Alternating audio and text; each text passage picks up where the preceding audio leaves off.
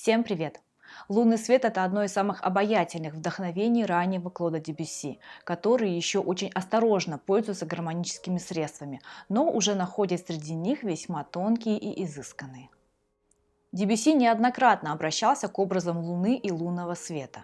Романс «Лунный свет» на стихи Поля Верлена, фортепианные пьесы «Лунный свет» из Бергамасской сюиты и «Луна озаряет развалины храма» из второй серии цикла «Образы», терраса, посещаемая лунным светом из цикла «Прелюдии».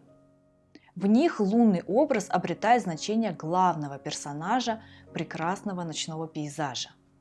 Лунный образ оказался настолько популярен в творчестве композитора, что французский писатель Пьер Лемюр для биографического романа о жизни Дебюсси также выбрал название «Лунный свет». Роман был опубликован в 1962 году. Французский исследователь творчества Клода Дебюсси Владимир Янкелевич писал, цитирую: «Ночь для Дебюсси – это то, что обостряет его чувства. Оно отражает некое состояние наивности, условия для поэтического воодушевления. Дебюсси остается в гармонии с природными стихиями. Он чувствует себя погруженным во вселенскую музыку, присущую природе». Кстати, композитор сомневался и не сразу подобрал нужное название, первоначально назвав ноктюрн «Сентиментальная прогулка». Ноктюрн написан в тональности ре бемоль мажор, тональность любви, как ее негласно называют. История создания этого произведения связана с яркими впечатлениями в жизни Дебюсси. В Париже, куда он вернулся из Рима, особенно содержательным для него стал 1889 год. Сначала Дебюсси наслаждался морем на северо-западе Франции. Затем композитор побывал на Всемирной выставке, где заслушивался звучанием экзотических оркестров из Китая, Вьетнама и острова Ява. После он слушал концерты, на которых под управлением Александра Глазунова и Николая Андреевича Римского-Корсакова прозвучали как их собственные сочинения, так и произведения Даргомышского, Мусоргского, Чайковского, Лядова, Бородина, Балакирева и Кюи. А далее впечатления композитора пополнились от знакомства с творчеством бельгийского писателя Мариса Метерлинка и французского поэта-символиста Стефана Маларме.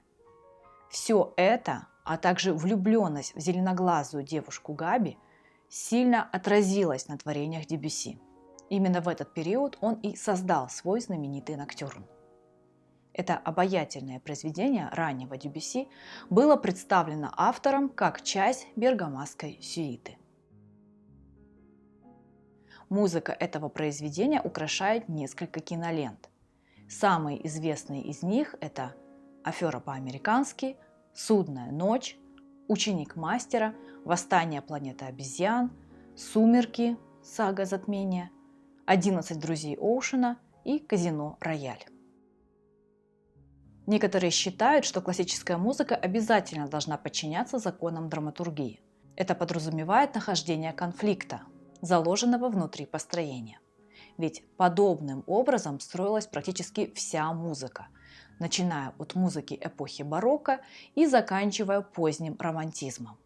Дебюсси же открыл совершенно другой способ творческого мировоззрения – это созерцание. «Лунный свет» считается одним из шедевров импрессионизма. Первоначальный импрессионизм появился не в музыкальном, а в художественном искусстве. Считается, что направление основывается на технике под названием «впечатление». Художник словно останавливает мгновение и, созерцая его, запечатлевает на холсте. Так «Лунный свет» не является программным, даже несмотря на наличие говорящего названия. Таким образом создаются не прямые аналогии с объектом наблюдения, а лишь намеки на него. Это лишь образ, воспоминание, а не действительность. Спасибо, что посмотрели, ставьте лайк, если информация оказалась для вас полезной и интересной, подписывайтесь на мой канал. Всем пока!